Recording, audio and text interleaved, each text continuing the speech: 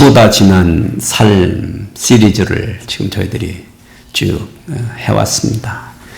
오늘이 마지막 편이 되겠네요. 우리 삶이 어떤 소설보다도 더 드라마틱하고 어떤 시보다도 더 진한 감정을 우리들에게 주는 게 현실이에요. 곰곰이 생각해 보면 그래요.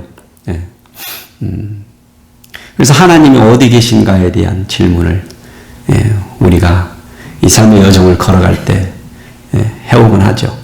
어디 계신가, 내 곁에 없는가 하는 그런 안달감이 생기기도 하기 때문에 그렇습니다.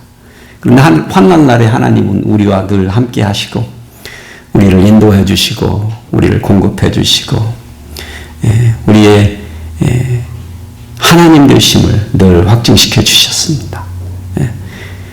그리하시는 하나님은 우리를 잘 아시기 때문에 그리하다라고 얘기했습니다.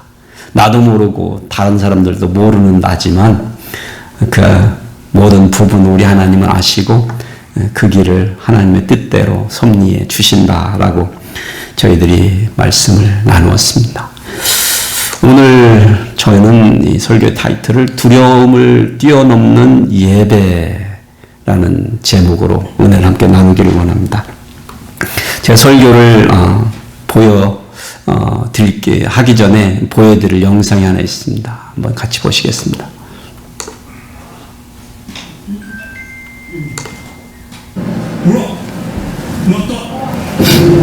걸음은 지나보았다.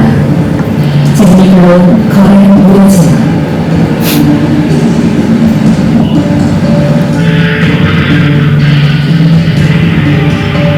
그것은 자연을 지나고 끝낼 수도 있었다. 그러나 사람을 초래하지 않으려나 상상할 수 없는 피해를 남겼다.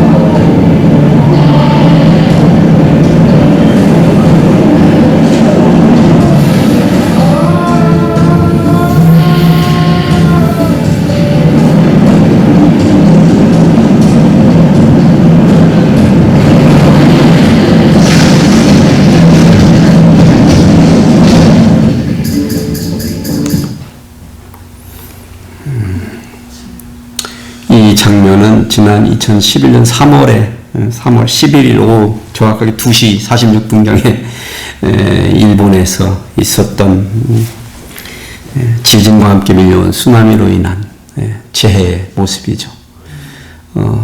이런 모습을 보시면 어떤 마음이 드세요? 어떤 생각이 드세요? 저는 나보다 큰 것이 나를 덮칠 때 엄습해오는 두려움이 몰려오죠. 만일에 우리가 그 현장에 있었다라면 우리가 이렇게 보는 것으로 느끼는 그런 두려움보다 훨씬 더 크고 놀라운 그런 두려움이 될 것입니다. 그리고 그 두려움이 어쩌면 떨어질 것이죠. 성경에 우리말 개역개정 성경에 보면 두려움이라는 단어가 77번 나오더라고요. 그리고 두려워라는 단어가 423회가 나와요.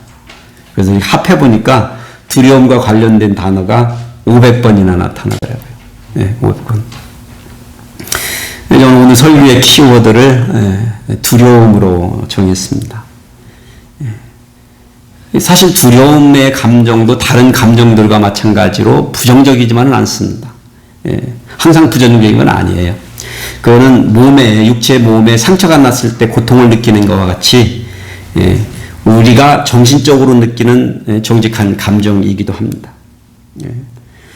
그런데 우리는 두려워해야 될 것과 두려워하지 말아야 될 것을 구별할 수 있는 그런 사람이 되어야 합니다.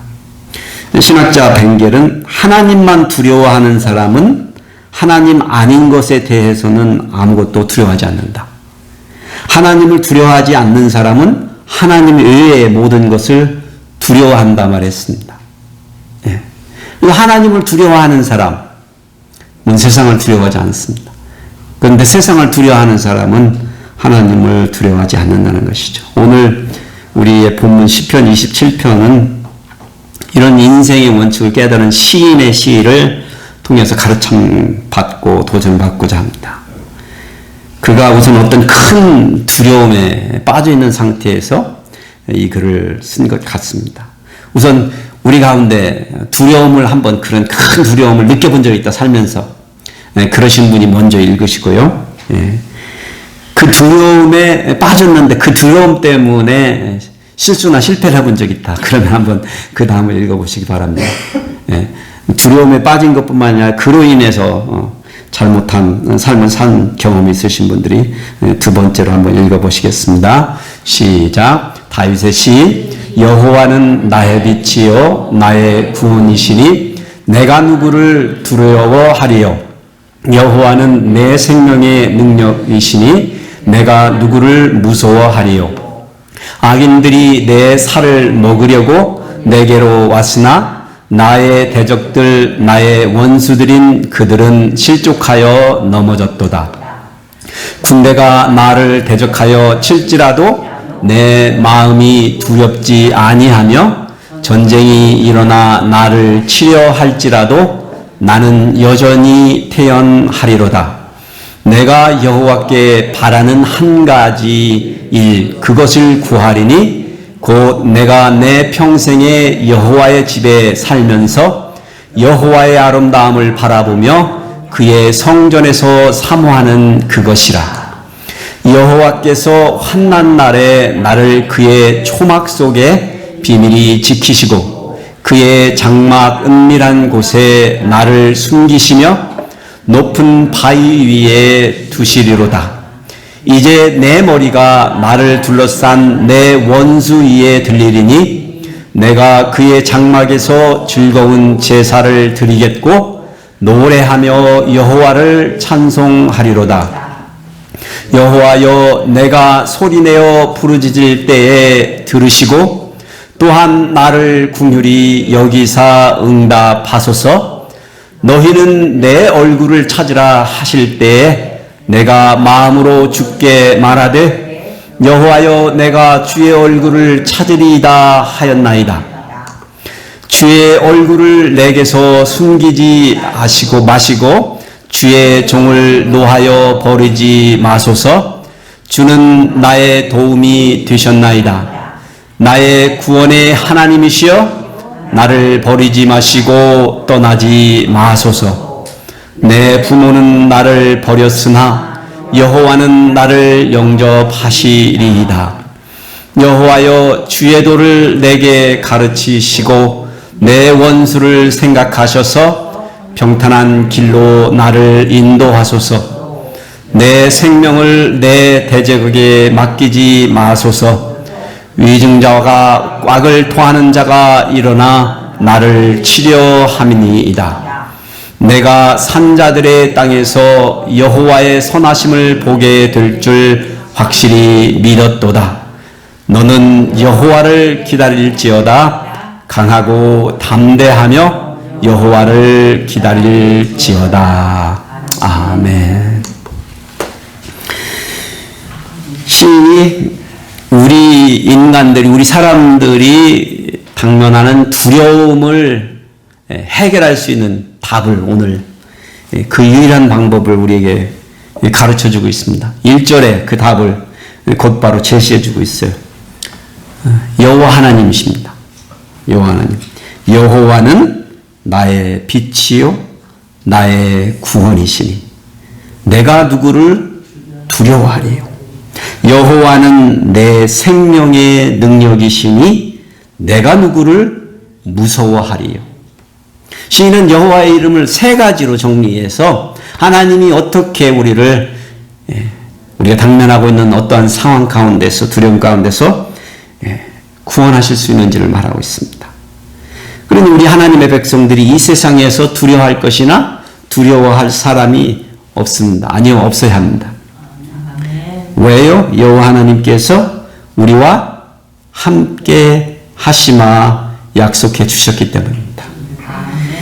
시인은 하나님께서는 자신의 빛이시라고 자신의 구원이시라고 생명의 능력 되신다고 지금 고백하고 있습니다. 여기 빛이라는 말은 존재의 근원입니다. 하나님께서 맨 태초에 만물을 만드시기 전날 그 첫 번째로 하신 일이 빛이 있으라 하셨죠. 모든 만물의 근원, 존재의 근원에 대해서 말하고 있는 것입니다. 하나님은 그러한 분이 되심을 고백하는 것이에요. 하나님께서 우리 구원된다라는 말은 우리가 싸우는 상대를 이겨서 무찌르고 승리한다는 표현이죠. 그렇게 우리가 구원받는 것입니다. 우리에게 주시는 승리를 의미합니다. 하나님께서 우리에게 구원을 이루어 주십니다. 우리의 생명의 능력 되십니다. 생명의 위급한 상황에서 우리를 구할 수 있는 피난처가 되어주신다는 것이죠. 그게 하나님이심을 시인은 고백하고 있습니다. 우리들도, 우리 하나님의 백성들도, 우리 성도들도 여러분이나 제가 하나님을 생각할 때 그런 고백을 드릴 수 있으면 합니다. 하나님은 나의 빛이 되시고, 나의 능력이 되시고, 나의 생명의 능력이 되시고, 나의 피난처가 되시고, 하나님께서 우리를 늘 그렇게 함께 주시기 때문에 그렇습니다. 시인은 우리 하나님의 백성들이 세상에 두려워할 자가 아무도 없음을 자기의 시에서 고백합니다. 자기를 치려고 달려드는 악인들, 대적들, 원수들이 스스로 실족하여 넘어지리라고 말합니다. 넘어졌다고 말합니다. 사실은. 지금 그 대적들이, 악인들이, 원수들이 자기를 에워싸고 있는 이 두려움의 상황에서 시인은 고백합니다. 하나님이 이미 무찔러 주셨습니다. 그들이 무너졌습니다. 라고 고백합니다. 과거형으로 말을 그렇게 해요. 지금 상황은 변하지 않았습니다. 현실은 변하지 않았어요. 그 수많은 군대가 다시 자신을 치려고 그 대적들이 몰려올지라도 그가 두려워하지 않고 태연하리라 라고 말합니다. 태연하리라. 이 태연하다는 말은 히브리어로 확신하다, 안심하다, 염려 없다라는 말의 그 어근이 뜻하는 말입니다.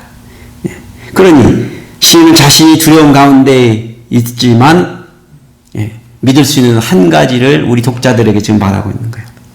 우리가 해야 할 일이 무엇인지를 말하고 있는 거예요. 4절의 전반부입니다. 내가 여호와께 바라는 한 가지 일, 그것을 구하리니. 우리 성도들이, 우리 믿는 사람들이, 하나님의 백성들이 우리가 당면한 어려움 가운데, 특히요 우리가 해결할 수 없는 나보다 그 큰 일을 당할 때에 할 수 있는 일은, 시인은 내가 바라는 일 한 가지, 그것을 구하는 것밖에 없는데, 그것은 하나님을 바라는 일이에요.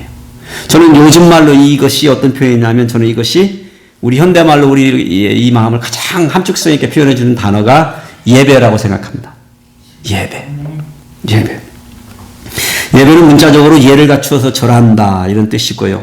예배의 대상에게 존경과 숭배의 마음을 표현하는 것을 의미합니다.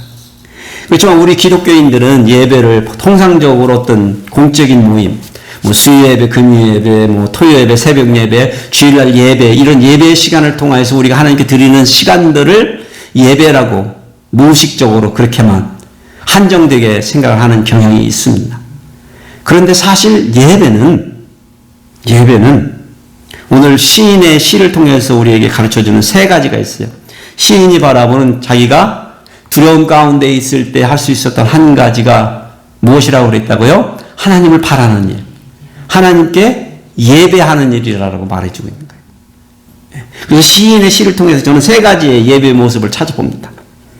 왜 우리의 예배가 이 주일날 드리는 이 예배에 한정되지 않는지, 왜 우리 예배가 새벽 예배로만 한정이 되지 않는지, 왜 우리 예배가 어떤 특별한 공적인 모임으로만 한정이 되지 않는지를 시인은 말해줍니다. 첫 번째가 예배는 하나님의 임재를 사모하는 것이기 때문에 그렇습니다.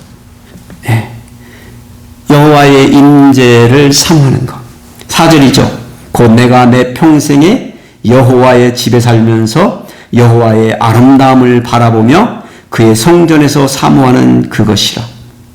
시인은 여호와의 집과 여호와의 성전과 여호와의 임재를 동일시하고 있습니다.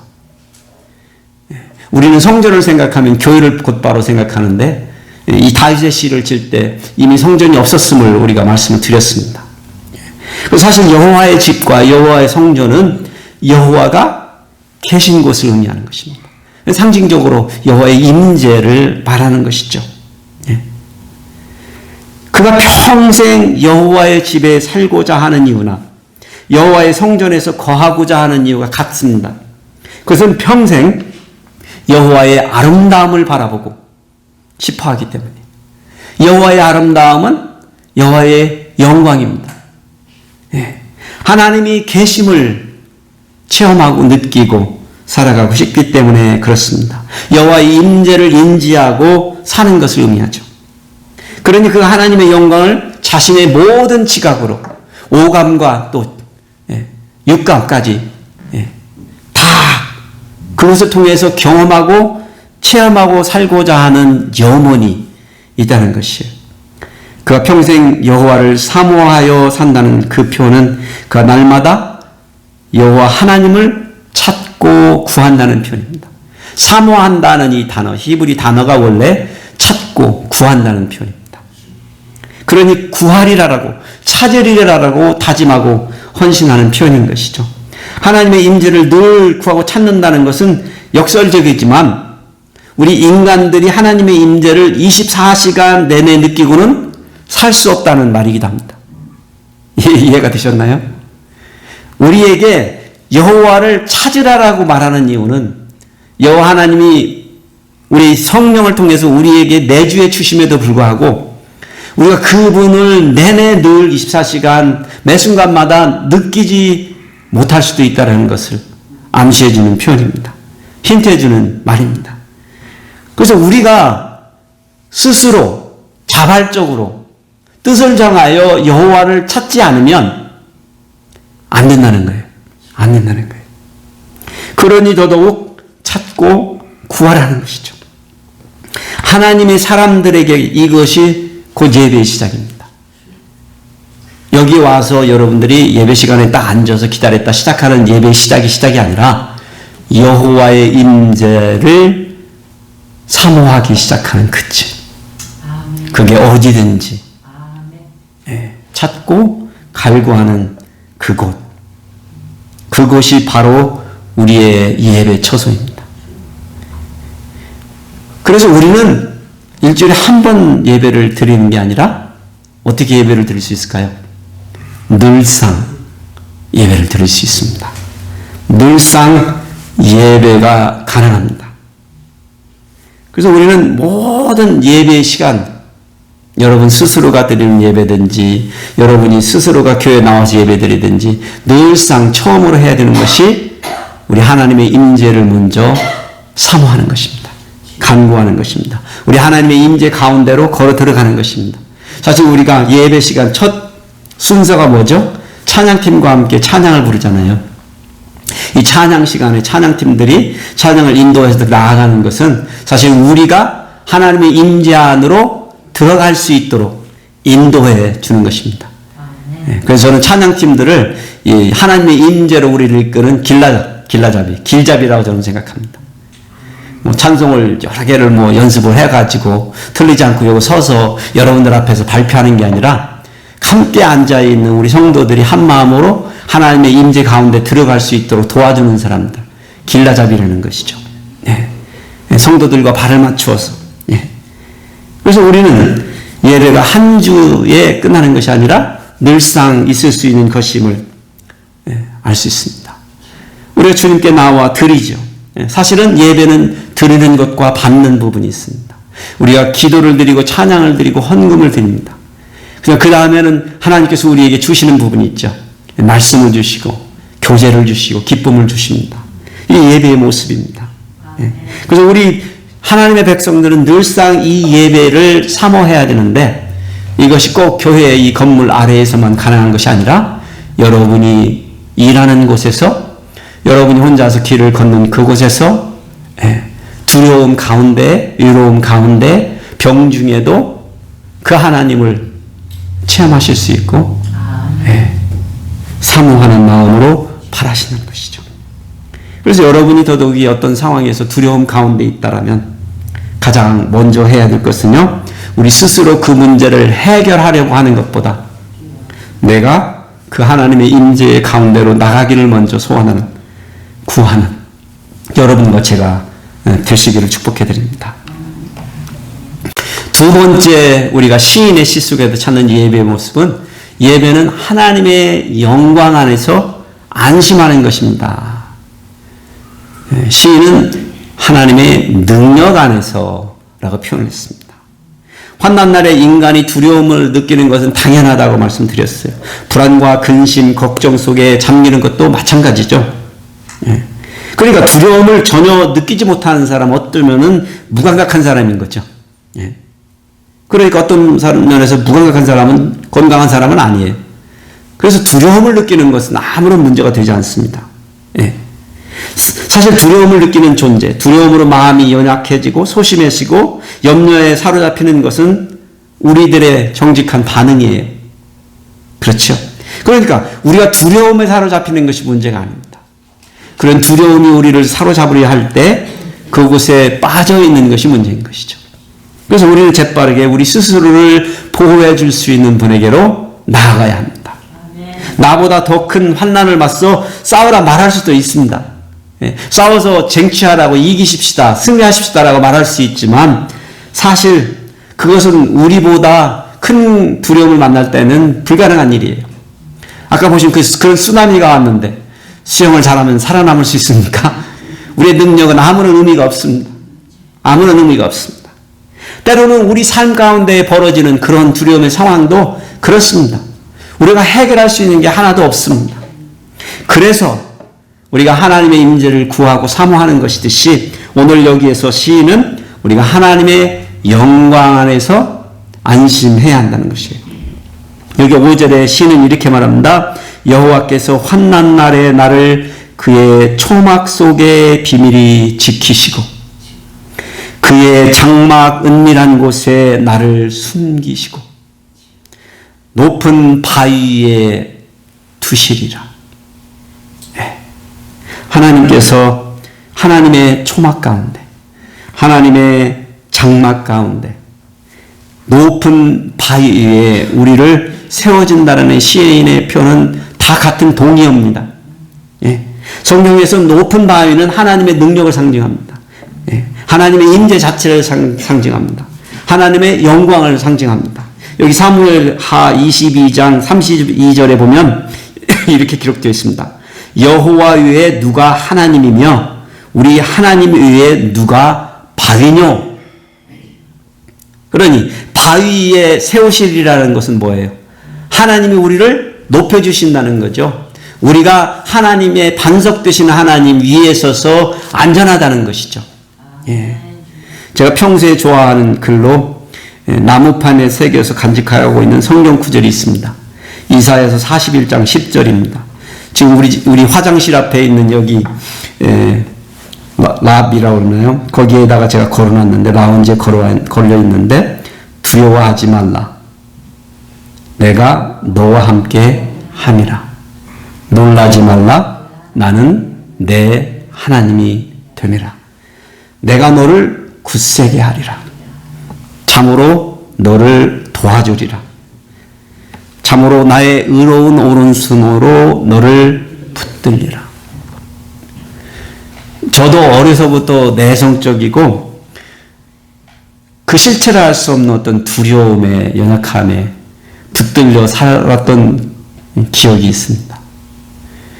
왠지 모르게 자신이 없고 왠지 모르게 내가 하고 싶은 말 못하고 하고 싶은 거 못하고 질질 끌려서 사는 삶을 오랫동안 살았었습니다. 그래서 저는 이 말씀을 부딪혔을 때 너무나 감사했어요. 그래서 제가 이거를 돈 주고 새긴 거예요. 저 판에다가. 그래서 제가 집에도 새겨놓고 이제 집에서 옮겨가면 교회에다가 갖다 놓고 항상 제가 있는 곳에 많은 시간을 보내는 곳에 갖다 놓고 있는 말씀 중에 하나입니다. 왜냐하면 저도 두려움에 연약한 존재라는 것을 제가 알기 때문에 그렇습니다. 그래서 하나님께서는 우리의 높은 반석이 되어주십니다. 구렁텅이에 빠진 우리를 하나님께서 의로운 손으로 들어서 붙들어서 높여주시는 거죠. 그러니 여러분, 우리가 어떠한 두려움의 상황 가운데에서도 하나님께서 그리 해주시면 문제가 될 리가 없잖아요. 문제가 될 리가 없잖아요. 여호와 하나님의 능력을 의지하고 그분의 능력을 신뢰하고 그 속에서 피난처를 찾는, 그곳에서 숨는 것입니다. 그곳에서 평안을 누리는 거예요.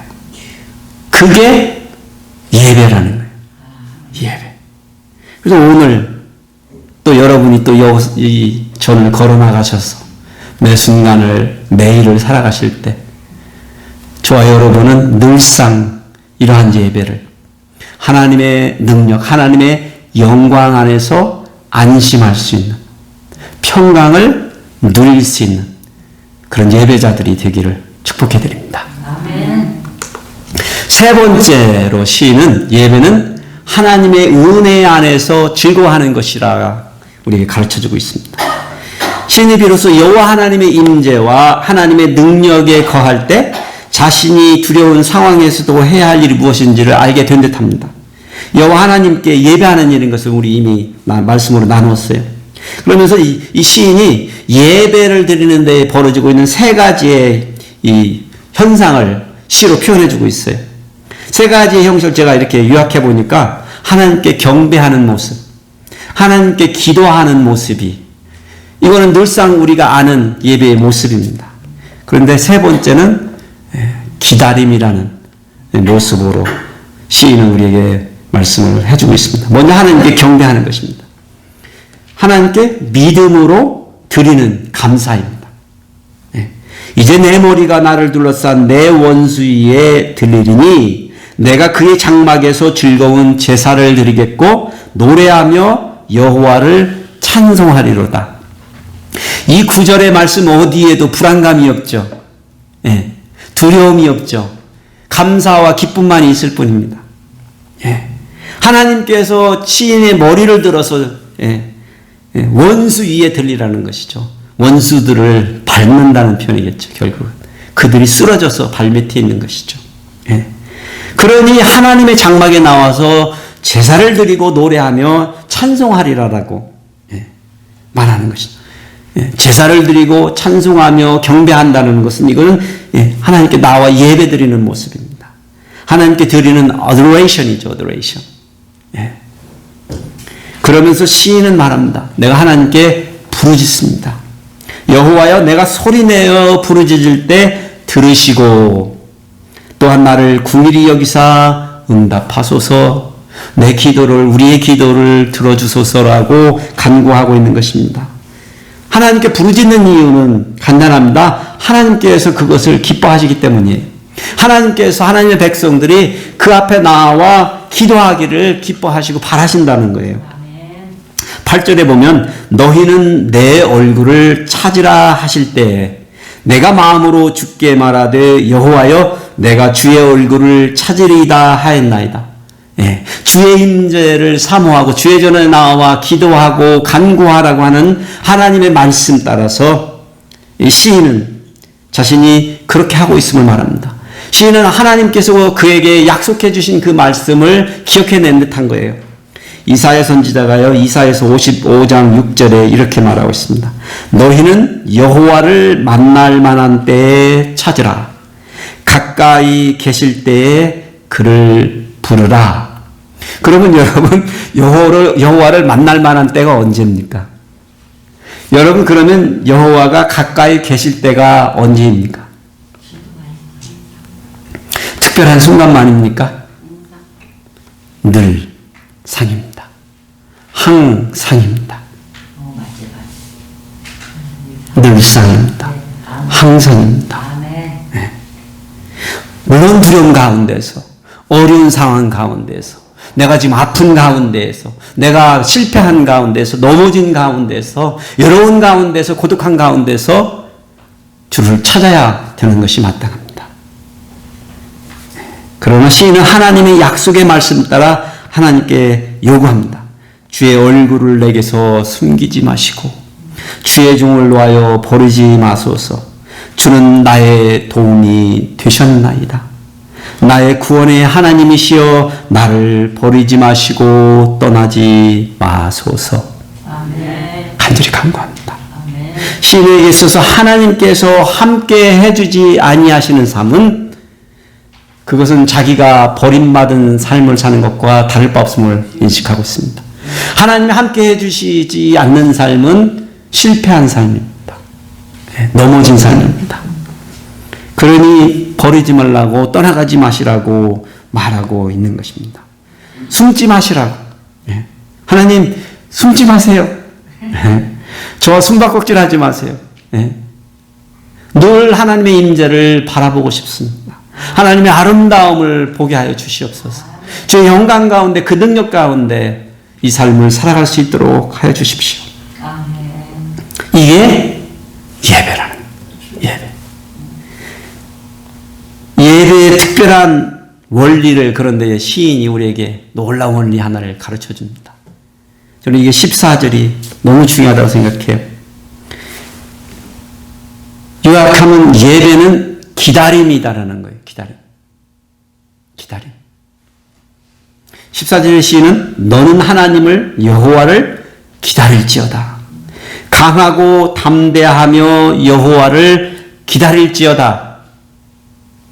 보시면은 갑자기 시인은요, 잘 자기의 시를 이렇게 독자들에게 들려주다가 갑자기 2인칭으로 톤을 바꿔요. 그러면서 말합니다. 너는 여호와를 들으셨습니까?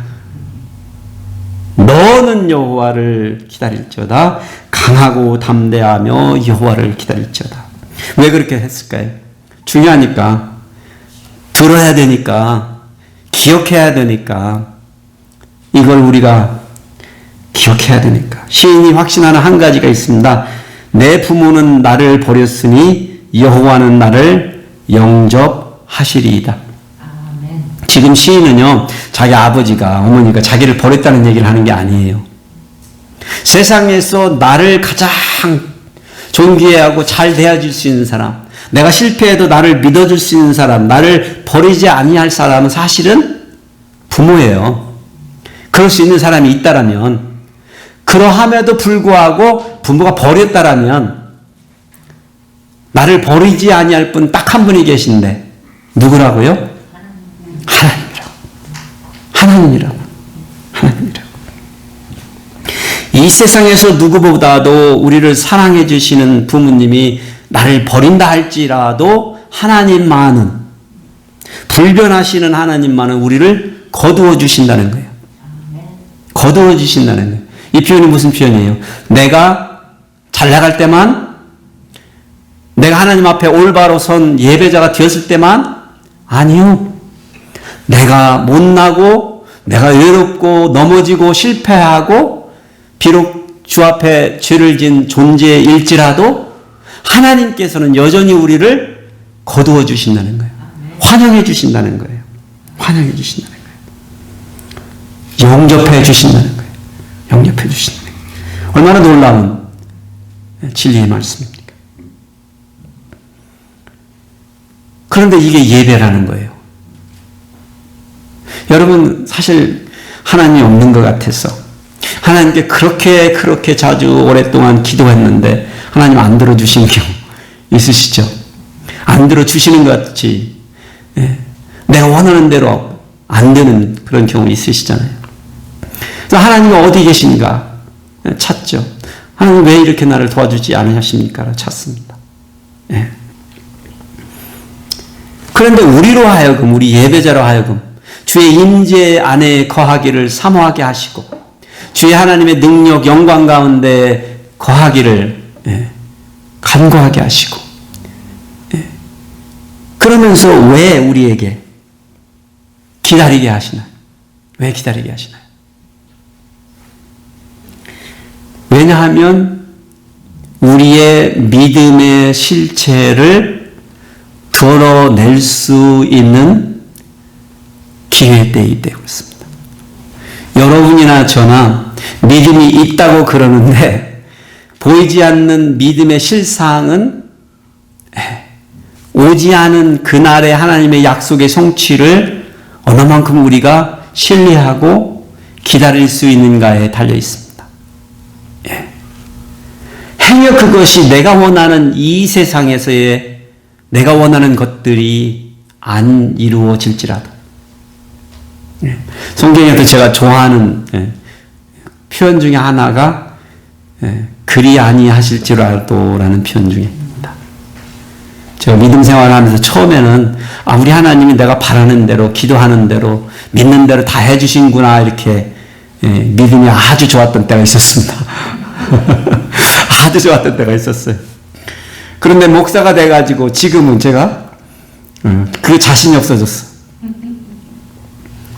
그러면서 생각이 드는 게 그리 아니하실지라도 비록 내가 이 세상에서 주님이 내가 원하는 대로 모든 것을 내 뜻대로 해주시지 않으시지만 하나님의 섭리와 그 뜻 안에서 내 삶을 경영해 주시면 그리고 나에게 약속해 주신 그날의 영생의 날을 허락해 주시면 그것처럼 완벽한 내 삶이 없겠구나 라는 결론이 저는 내려졌습니다. 그래서 두렵지 않습니다. 두렵지 않습니다. 왜냐하면 하나님의 약속은 곧 우리가 바라볼 수 있는 믿음의 실상이잖아요. 소망이라고 그러죠. 이미 이루어진 것입니다. 그래서 우리는 하나님의 은혜 가운데에서 늘상 즐거워하는 것입니다. 기뻐하는 것입니다. 좋은 일만 있어서가 아닌 거죠. 사실 믿는 사람들이 어려움 가운데서 즐거워하는 것을 보면 세상 사람들은 이해가 안 될 거예요. 믿는 사람들의 장례식이 때로는 그럴 수도 있습니다. 그런 장례식에 가서 본 적이 있어요. 즐거운 장례식을 경험한 적이 있습니다. 믿음 안에서 우리가 하나님의 곁으로 가셨구나. 더 좋은 곳으로 가셨구나. 이 모든 것이 하나님의 섭리구나를 깨달으면서 믿을 수 있는 거예요. 그것이 하나님의 은혜 가운데서 우리가 어려움 가운데서 두려움 가운데서 우리가 기뻐할 수 있는 힘입니다. 믿음의 힘입니다. 이것이 하나님께서 우리에게 주신 선물이에요. 왜냐하면 이것은 우리 스스로 만들 수 없는 것이기 때문에. 그래서 여러분 어떠한 상황 가운데에서도 두려움 가운데에서도 어떻게 하자고요? 하나님의 은혜를 누리시면서 기뻐하며 감사하며 기다릴 수 있어야 하는 것입니다. 큰 두려움의 순간에 우리 하나님의 백성들이 할 수 있는 것은 최선의 길은 하나님의 임재와 하나님의 영광과 하나님의 은혜에 들어가서 인내로 하나님께 예배하는 것입니다. 인내로. 여러분이 수백 가지의 기도를 드렸는데 한 가지도 하나님이 안 들어주셨다면 그래도 괜찮아요. 그래도 괜찮아요. 정말 하나님이 그 믿음을 통해서 여러분에게 약속하신 그 영생은 주실 것입니다.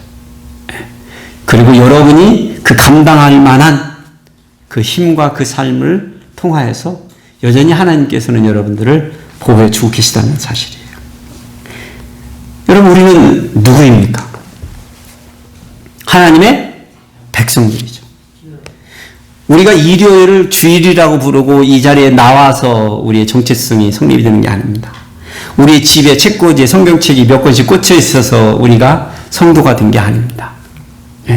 우리의 월급의 일부를 떼서 주일마다 헌금을 내어서 우리가 믿는 자들이 된 게 아닙니다. 우리가 하나님의 백성이 된 것은 그 하나님을 믿어서입니다. 하나님께 예배할 수 있는 사람들이어서입니다.